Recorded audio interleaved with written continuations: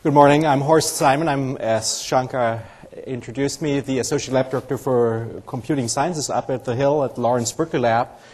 And very glad to co-sponsor the event and also have the opportunity to talk to you. Okay. And I do have some slides which hopefully will show up. I have only a few minutes. I also want to stay sort of to the theme of being really fast, and you'll get 13 slides in 7 minutes. The reason why we're doing this is because we're a high-performance and high-speed computing center, so I'll do fast slides if I can get my password correctly here.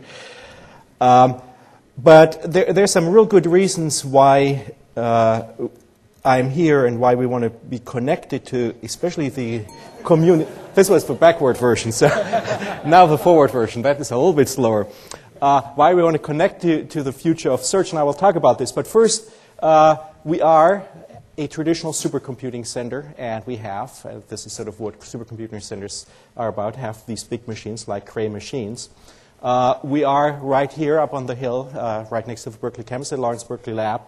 And our main focus is the production of science, computational science. So our user community is a large international community. Actually, more than 90 different countries are represented among our user community. 2,500 users, 300 projects, pretty much anything in physical sciences. And I said our product and output, if you want to do it this way, is producing high-quality science in areas such as combustion or material science or climate modeling or computational biology. So if you hear this and you haven't thought about supercomputing lately, because supercomputing are all these guys with a big machine somewhere in the corner that are hard to use and doing esoteric things, I'll tell you there are at least two fundamental changes in the world of supercomputing that make a much closer connection to search. So first of all, I said our output is science, and so I'm very pleased to say that one of our greatest outputs is if we have somebody among our users who is a Nobel Prize winner. George Smoot won this for analysis of the cosmic microwave background radiation that was work done in 1992. I said this already on Wednesday, so I'm just showing this one more time because it connects also nicely to what I want to say about search. This calculation, which was an analysis, and of course the analysis leads to some understanding of fundamental cosmological parameters which tell us something about the composition of the universe in terms of dark matter and dark energy. But the 1992 calculation that you see here represented could have been done today with a tool like MATLAB on a laptop. And as a matter of fact, George assigns that as a homework assignment when he's teaching a class for his cosmology class on campus. So we have made tremendous progress, and the progress is because we've put together a lot of things. This has been moved into a petaflop computing requirement today, and the reason is because the experiments have become much more accurate. And there's a second sort of Moore's law, or a Moore's law-like effect in place in science everywhere. That is that all our devices are getting much more accurate and producing much more data. So the physicists, genomicists, everybody is producing data also with more accurate data collecting devices and has more storage capabilities. So we see the same increase in data happen. So what we see now with, say, cosmic microwave background radiation, because we fly satellites that collect data that are now ranging in the hundreds of gigabytes, the calculations go into the petabytes. The main important thing that has been changing here is, however, that these astrophysicists are no longer just working as a single principal investigator, but they work together in large teams, which involve mathematicians and computer science to do actually the data analysis. This is, however, still a traditional, I would say, computer science, supercomputing, high-performance computing application. To do this, we have, of course, increased the computational power, and we're getting more and more powerful machines. NERSC just introduced a 100 teraflop Cray XT4. That's the baby picture. Everybody who's run a center likes to show the baby pictures. It's not quite installed yet in this picture, so that's why I say it's a baby picture. And it's one of the largest supercomputers around this top 500 list. With 100 teraflops here in this range, so this list comes out twice a year, so we're somewhere in the top 10. So it's important to keep in mind that you have actually very large supercomputing resources here in the Bay Area at NERSC, at NASA Ames, recently also at Stanford. So this is a rich environment for high-performance computing. Again, I want to connect you. What does that all have to do with search?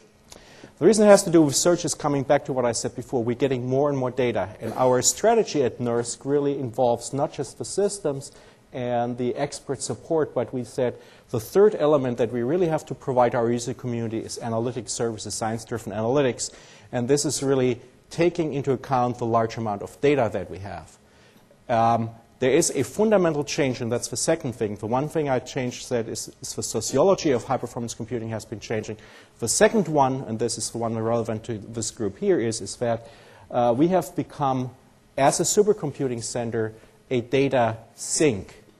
That is, we're getting more and more data sent from the outside world into NERSC than in the past. 10 years ago, a supercomputing center was used that people ran a simulation, generated a large file, and then downloaded the file to their home computer, their desktop, or a local workstation environment to analyze it.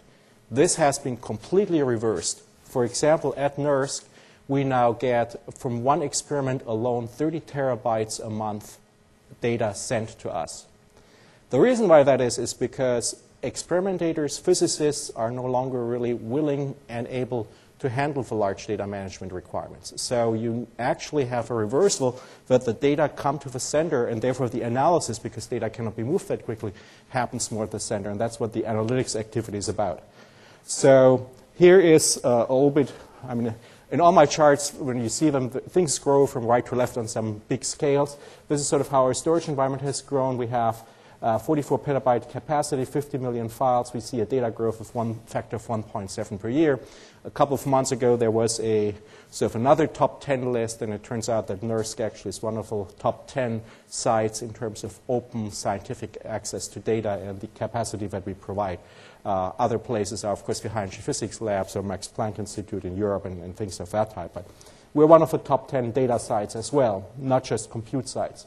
So an example is, in terms of why we have become a data sink and no longer a source, the colleagues in Walnut Creek, the Joint Genome Institute, they need a place not just archiving, but putting all the genome data that they're generating, and that will be used for genomic analysis later on.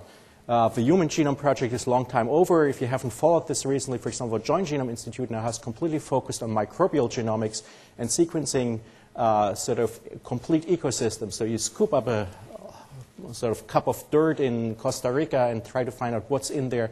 And once this is all sequenced, it ends up in a big data set. And since we're doing this public and for the purpose of science, these data have to be made available. Another example that I mentioned before is STAR. So this is esoteric, but that's the stuff what Nobel Prizes are made of. There's something conjectured called the quark-gluon plasma. STAR is a several $100 million experiment that has been built at Brookhaven National Lab in Long Island. They're producing data now. The Nobel Prize is whoever finds the quark-gluon plasma in there. In order to find it, though, you have to look through a lot of data, and now finally I connect to search. So, for example, STAR has already generated 3 petabytes of data, 5 million files. They, of course, reduce this, but a significant amount, as I said, that's the experiment. That sends us of the order of 30 terabyte a month. The important element is that you win maybe one of the next Nobel Prizes, finding the needle in the haystack, finding the right event in those data. And here's one example of software and tools that we've developed to search over these large amounts of data, being in a sometimes heterogeneous, sometimes distributed computing storage environment. This tool has been developed by the scientific data management group at the lab. And I actually want to take the opportunity. One of the things here is that we, of course, want to collaborate and interact. And so this is sort of, I think, a good discussion point. So some of my colleagues are here. So Doran Rotem and Eku Otto over there. Maybe you can raise your hand and make yourself known. So they are the guys who have developed the search software for finding special events in hundreds of gigabytes and terabytes as they become available. And we have similar activities. I think I saw also Cecilia Aragon, who's doing a similar project with searching supernova in astrophysical observation. Is Cecilia here? Yes, she's back there. Okay, so just want to introduce them all so that you have an opportunity to find out more about it, since I only have a few minutes to talk. So the reason I'm here is lots of joint interests. I mentioned these algorithms. They all run on parallel platforms. So do the search algorithms.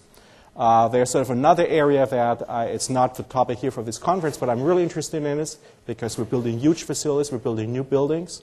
how you grow, how you manage the power. I know all the search companies built these wonderful buildings somewhere in Washington State and on the Columbia River and spend probably tens or maybe more than $100 million of there. We're doing the same thing here, but we stay in the Bay Area, so I'd like to exchange information on this. And of course, we're interested in getting the science out of data. I think the search companies are interested in producing a useful result for the user community, but I think there's a lot of interaction, and we haven't had the chance to interact, even though we're so close and in the Bay Area. And I, with that, want to extend my best wishes for the success, and I hope that will be very productive, and I hope the scientific search people can make a good contribution as well. Thanks. Thank you so much, Horst.